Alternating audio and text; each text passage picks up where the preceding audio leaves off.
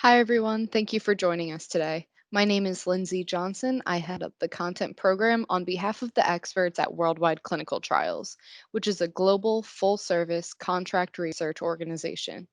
I will be serving as our moderator today, and I'm lucky enough to be able to sit down with two experts to discuss assay development.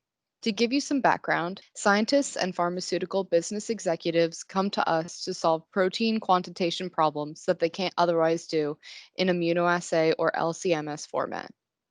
Worldwide's GLP bioanalysis lab has developed a unique partnership with SISCAPA Assay Technologies to add a fully automated immunoaffinity mass spectrometry workflow, allowing quantitation and characterization of proteins and peptides to their menu of offerings, complementing their current small molecule mass spectrometry offerings.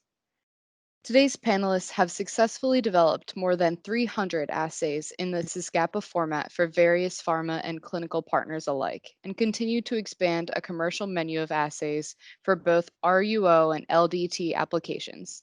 We're excited to explore the alternatives to traditional assay development today. Now to meet our panelists. We have Karen Keller here from Worldwide Clinical Trials. Karen, do you mind introducing yourself and telling me about your role at Worldwide? Sure, Lindsay. I have a PhD in analytical chemistry with a focus on mass spectrometry that I earned at the University of Texas at Austin, and I have 20 years experience with qualitative and quantitative LCMS applications. I'm currently the head of Worldwide's Method Development Validation Group, which is based at the company's bioanalytical laboratory in Austin, Texas. Thank you, Karen. We also have Morty Razavi from SISCAPA. Do you mind stating a little bit about yourself and what you do at SISCAPA? I'm Morty Razavi. I am the VP of Strategy and Business Development at SISCAPA. I did my PhD in proteomics with a focus on the SISCAPA applications in oncology. And after graduation, I have been leading the lab operations and the business developments at SISCAPA for the past 7 years. Thank you for joining us today, Morty. Now for our first question. What are the current challenges in large to small molecule assay development?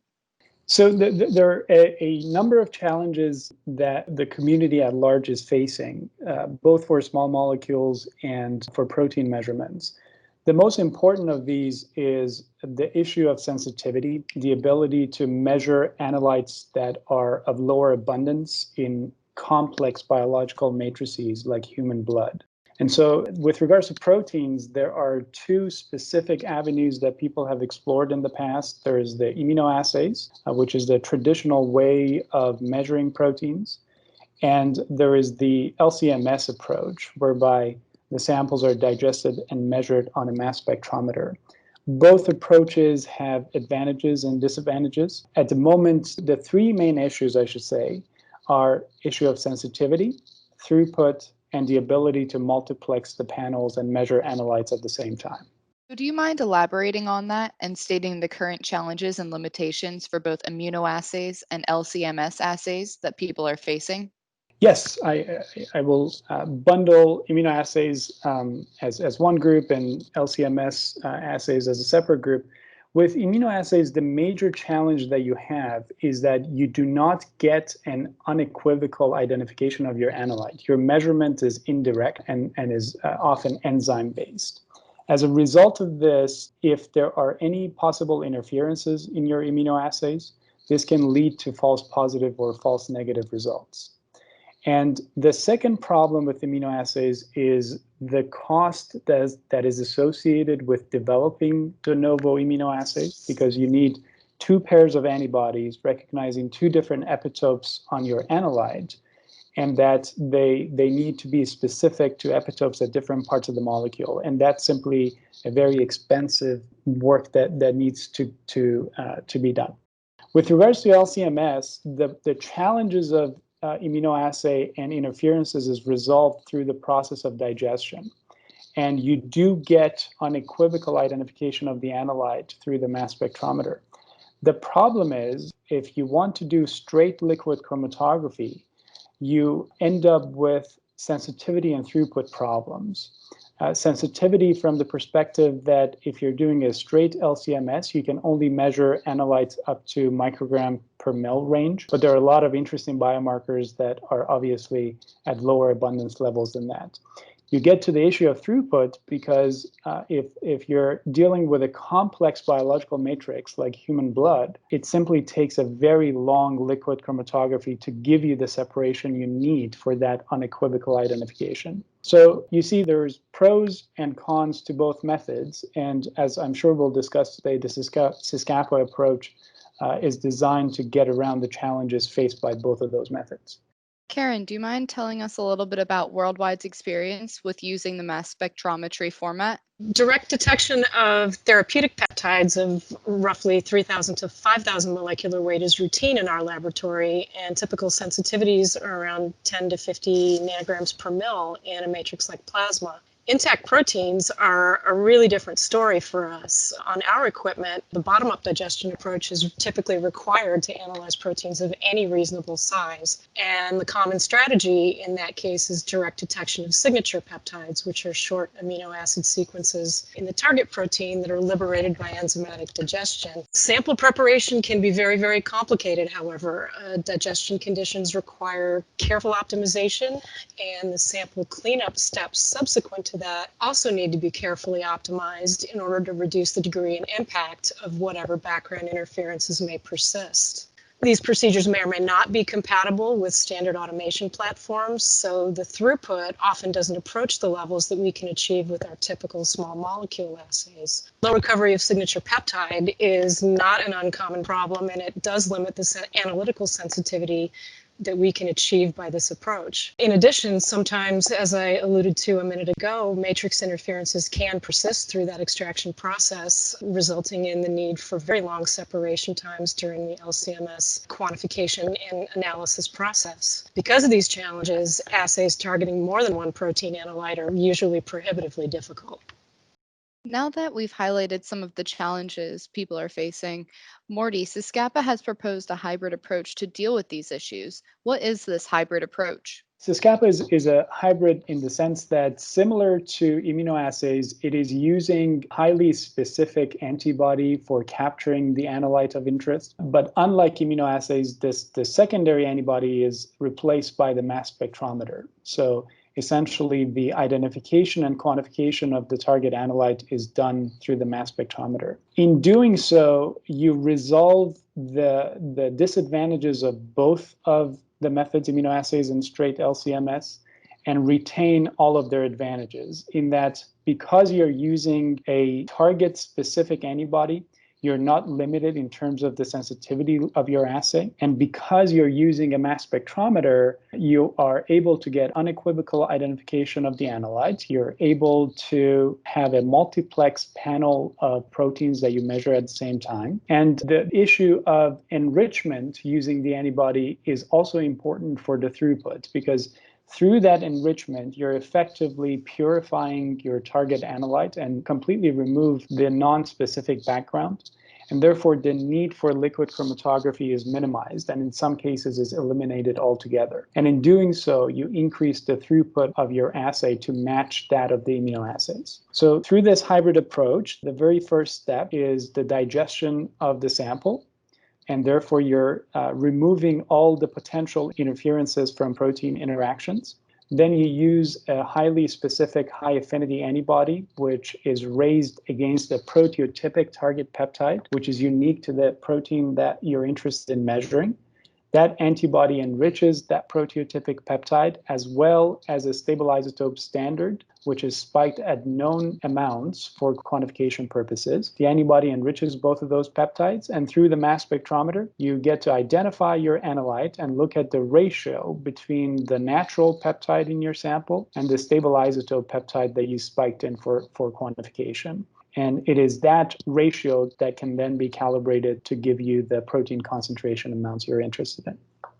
That's a really unique approach. Karen, what role does a CRO play in this process of large to small molecule assay development? Well, our lab works to adapt the research assays that are developed at SISCAPA to GLP-compliant methods that are suitable for either validation or for fit-for-purpose qualification, depending on the needs of the sponsor. Protocols developed at SISCAPA may include provision for several late-stage candidate peptides and antibodies, positive digestion controls, and may also include a very broad general assay range over multiple orders of magnitude. We'll look at those procedures and make certain refinements if necessary to adapt those protocols to the standard regulatory framework that we're obligated to work within. And we'll also work closely with our sponsors to ensure that agency expectations for both therapeutic and biomarker applications will be met with the assay that we produce for them.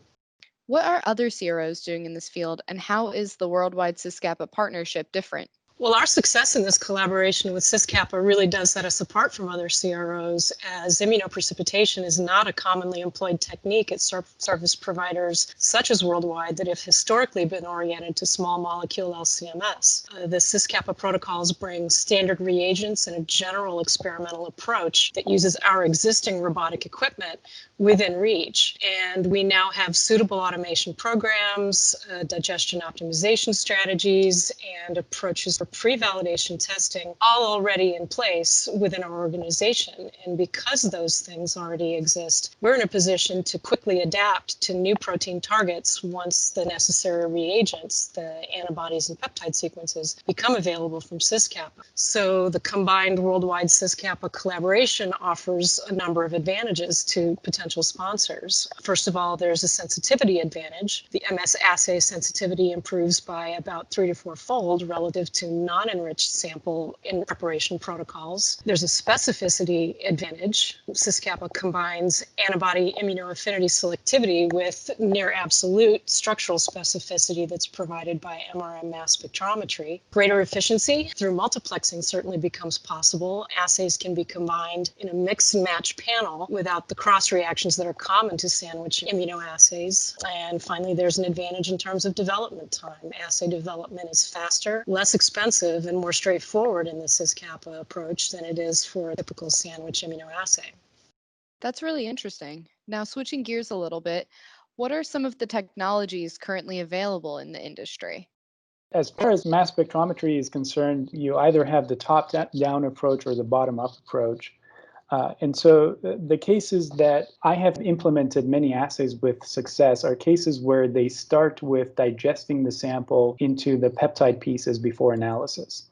And if we consider that approach, there are two main ideas that have been implemented. The first idea is a straight LCMS, as we have been discussing. You simply digest your sample and you inject it into a mass spectrometer through a lengthy liquid chromatography step. That approach is excellent for discovery work. If you're looking for putative biomarkers for a particular disease, that would be a very comprehensive approach to allow you to identify those putative biomarkers.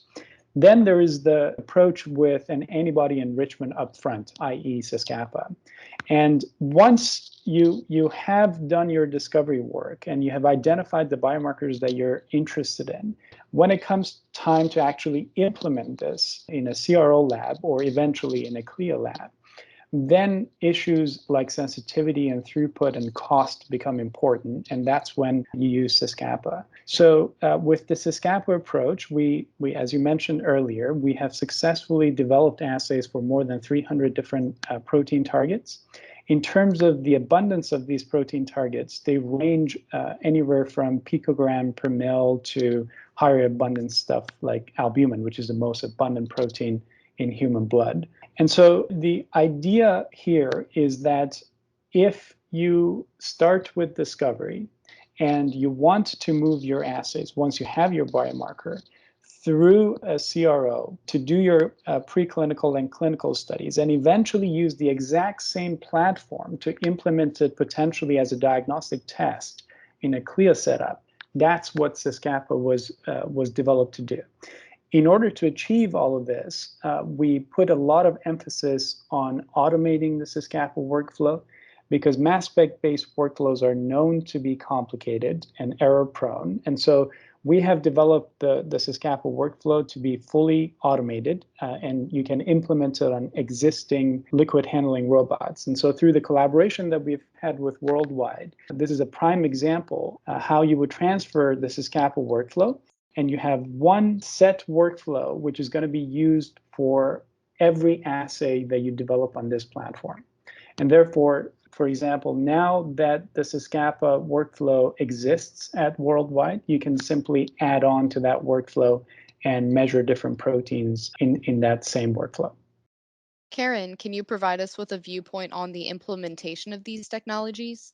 Yeah, sure. As Morty mentioned, the SISCAPA approach allows us to quantify much larger target proteins than we've been able to address previously. Molecular weights are often above 50 kilodaltons, and this is done with high specificity because the approach is designed around those carefully chosen signature peptide sequences. Sample processing is largely standardized in this approach. There's a general preparation procedure in place for digestion reagents and for immunoprecipitation reagents. And there's in addition only protocol in a standard plate-based format that doesn't require specialized robotics, unlike some proteomic workflows that are out there in the literature. Digestion and immunoprecipitation conditions are somewhat pre-optimized so that the bench scientist will have time to complete all the sample processing that's required and also complete the GLP compliant documentation that's required when these assays are executed in our laboratory.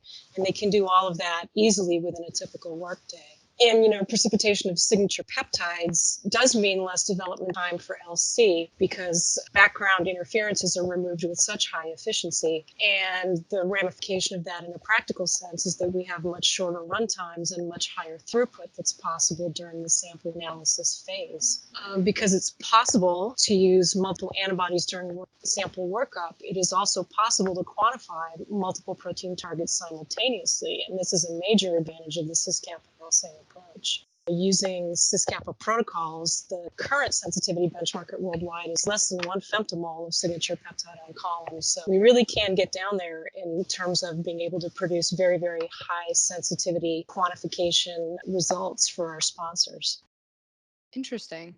So from start to finish, how would the process work for assay implementation, from reagent generation to method development?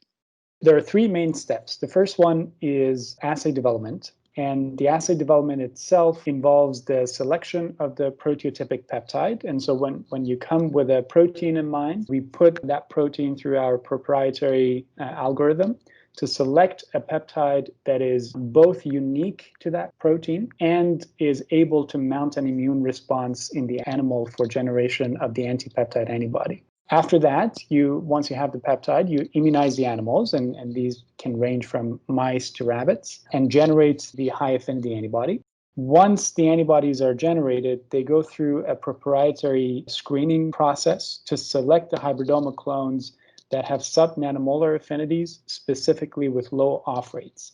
This is important because this antibody is a crucial reagent that allows you to capture your target peptide from a complex mixture and retain that peptide through the washing procedure that would eliminate the non-specific background, allowing you to increase the throughput of the assay. After this, the second step is assay characterization. Once you have the antibody, the generated antibody reagent is then characterized using the automated SISCAPA workflow. And this is done to establish the antibody performance in the context of the matrix that you're interested in. And this can range from whole blood to plasma serum, which are the standard clinical matrices, to CSF, urine, sometimes tissue extracts, so on and so forth. After the antibody has been characterized and the assay has been established, that's the point that the assay, the final step, the transfer of the assay to a CRO for implementation.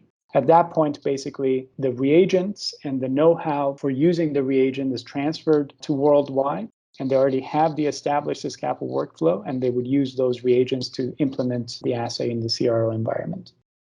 So, Karen, what happens from there? Well, we start with the separation and detection conditions that are provided by SISCAPA, and we adapt them as necessary to meet regulatory requirements and whatever sponsor needs may be wise in terms given what the study goals are. The process of doing so is streamlined by the fact that both labs are equipped with the same line of SciEx mass spectrometry instrumentation. We will then execute a really rigorous evaluation of the LCMS method performance, including assessments of certain figures of merit like signal to noise, precision and accuracy, chromatographic specificity and selectivity, and we'll also have a look at maximum batch size. If it's necessary, we'll use these same criteria to finalize choices of target peptides and or antibodies, and then we'll revisit optimization of reagent consumption and digestion conditions to make sure we have the most time efficient and material efficient process that we can design. And then we will start with that finalized assay and conduct a full panel of pre-validation testing that follows FDA guidances on either bioanalytical method validation or fit for purpose qualification, depending on sponsor needs. So, are you able to provide an example of a worldwide SISCAPA project and what the results were from implementing this hybrid technology? Sure, I can absolutely do that. On behalf of a recent study sponsor, we've established an assay at subfemtomal signature peptide sensitivity for a critical biomarker application. Extracts that were prepared at the assay LLOQ show excellent signal-to-noise ratios in both the surrogate matrix used for preparation of calibrator and quality control samples, as well as the authentic matrix that will be relevant to actual study samples when that point comes around. The precision and accuracy at the LLOQ easily meets the standard bioanalytical criteria of less than 20% error and less than 20% variation. Assay linearity for this particular application is very, very good. The original SISCAPA method demonstrated linearity over many orders of magnitude, but we tailored that to a 200-fold range that more closely covers the concentration range that's expected for the authentic study samples. That's a very standard approach within the industry. And with this 200-fold assay range, we get correlation coefficients typically of 0.995 or higher, and back-calculated values for calibrators typically fall within just a few percent of their target values. Batch performance is very good in this assay. Internal standard responses across 96-well plate show very little scatter, and that is indicative of two different performance criteria. It means we have very good extraction behavior during the benchtop processing on the robotic systems. And it also means we have very good LCMS ionization efficiency and very consistent instrument performance. Quality controls for this assay give very, very good intraday accuracy and precision, and they easily meet standard LCMS criteria for interday performance as well. I think this is the perfect example of a protein biomarker that is low abundance and cannot be easily detected using straight LCMS methods. And it is present in a tissue matrix which is not suitable for immunoassays. And therefore, here's a protein for which traditional assay could not be developed easily. And we've developed a SISCAPA assay to measure this protein successfully. And I think we can expand from this and argue that SISCAPA is amenable to cases where it is hard to measure a protein biomarker. For example, transmembrane proteins comes to mind. If there are any post-translational modifications and different forms of a protein need to be measured, SISCAPA can be used in those cases as well, regardless of the type of matrix the biomarker needs to be measured in. Well, it seems like this approach has really proven itself worthwhile. So, if people want to find out more about the services your companies can provide, what can they do? Well, if you'd like a free, in-depth scientific consultation that's tailored to your specific assay development plans, we at Worldwide can execute a mutual CDA and then review whatever background information on your application you're able to provide, and then speak to you about an in-depth analysis and our recommendations as to whether the SISCAPA Worldwide Assay Development methodology would be a good option for you going forward. Similar to what Karen said, we would be glad to have more in-depth discussions with a CDA in place. And I encourage people to visit the SISCAPA website, www.siscapa.com, for more information. And we look forward to hearing from you guys. That's really helpful. Thank you both for being here with me today.